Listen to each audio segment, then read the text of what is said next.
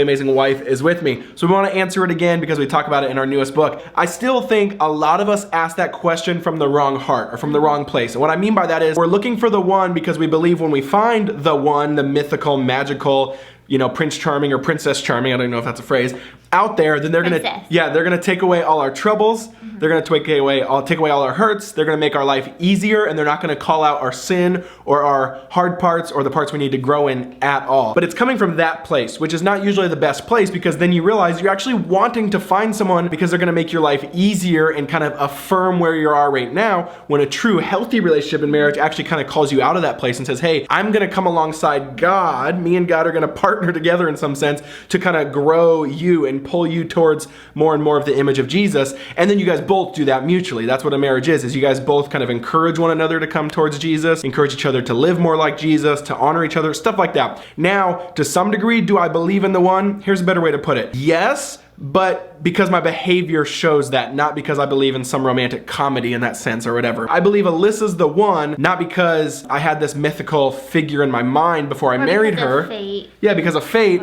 But I believe she's the one because I signed a marriage certificate. Now I know that sounds unromantic, but it's kind of true. Like, I believe she's the one because God has called me to her, because I've promised my life to her. Chose me. I chose you, and that's what makes that person the one. Because again, a lot of times, if you think someone is the one out there, then you actually hear this get brought up in divorces a lot. Once it gets hard, they go, well, they just weren't the one for me. Well, what does that mean? What does that really mean, right? It means that you think there's this mythical person out there that's going to make you happy. And that's not what marriage is for. You do get a lot of happiness from marriage or relationships, but it's mainly for growing you and turning you into an image of Jesus. Yeah, and I think too, a lot of times we're trying to look for the one or that person. I think that's a good desire to want to be with someone and to have them like compliment you and to do life. But I think too, the bigger question we should be asking is, how can I become the one? Oh! In that just like working on yourself and how to be humble and to pray. That almost needs one of those da da da da da, like those horns where it's like, okay, never mind.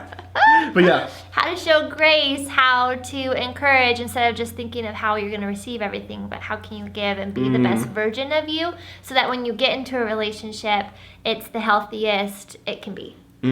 Guys, we're going to end on that. I had more to say, but nothing better than that. Don't try to find the one as much as you try to be the one. It'll lead to a lot more joy, blessing, and vitality. Love you guys. Link in the description if you want to check out our newest book that talks more about that. Peace.